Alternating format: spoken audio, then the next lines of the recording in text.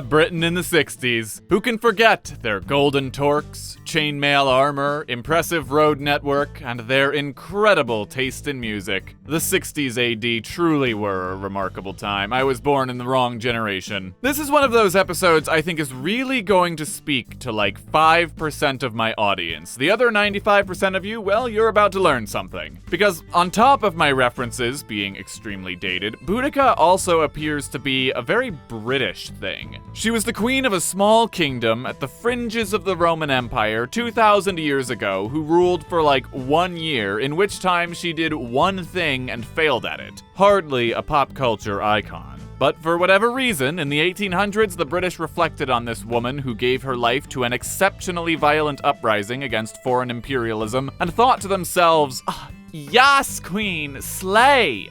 That is so me, you know what I mean?" And so she's survived in popular consciousness, at least a little bit, and here I am, doing my part to help.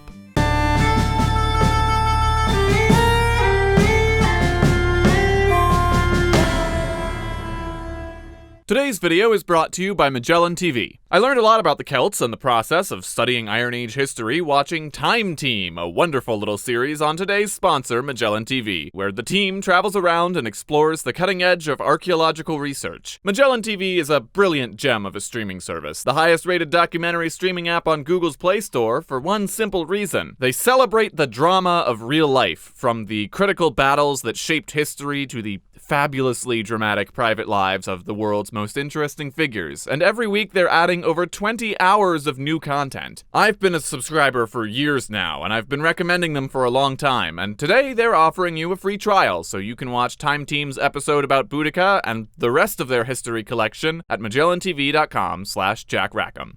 The trouble began in 43 AD when Rome invaded Britain.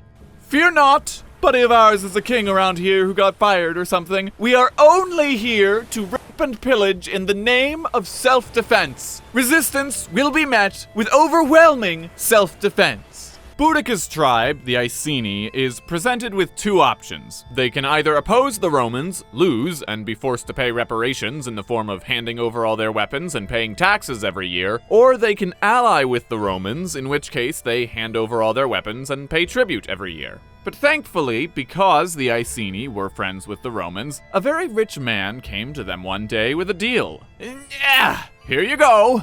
What are these? These are 40 million Roman sesterces. I don't want them. You'll need them if you want to pay your taxes. Oh, I'm so sorry. Your tribute, plus interest on the loan, so you'd better start trading with us. What do we have that you want to buy? Well, that's for you to know and me to find out, isn't it? Then in 60 AD, Boudicca's husband, the king of the Iceni, dies. Whether as a way to pay back his debts or a way to ensure a peaceful Romanization while saving some wealth for his family, his will gives half of everything to his daughters and half of everything to Emperor Neckbeard. But now, all of a sudden, once the king is out of the picture, the Roman government decides the Iceni's debt is due right now. The Iceni can't pay, so a bunch of Roman soldiers come into town.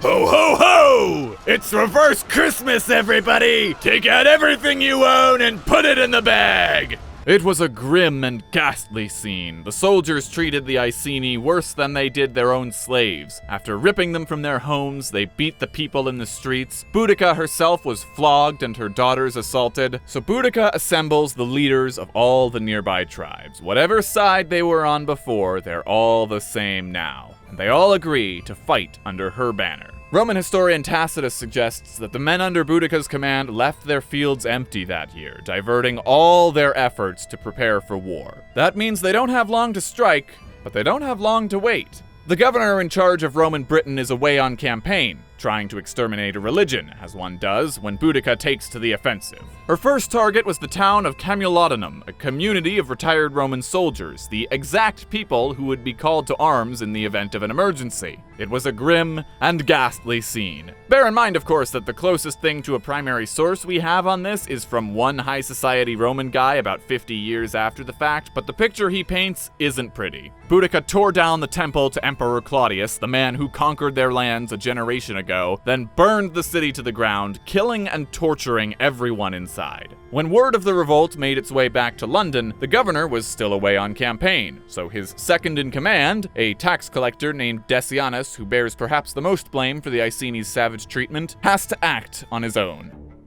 Sir, Camulodunum has fallen. Fallen? To what enemy? The Iceni, sir. They put every last man, woman, and child to the sword.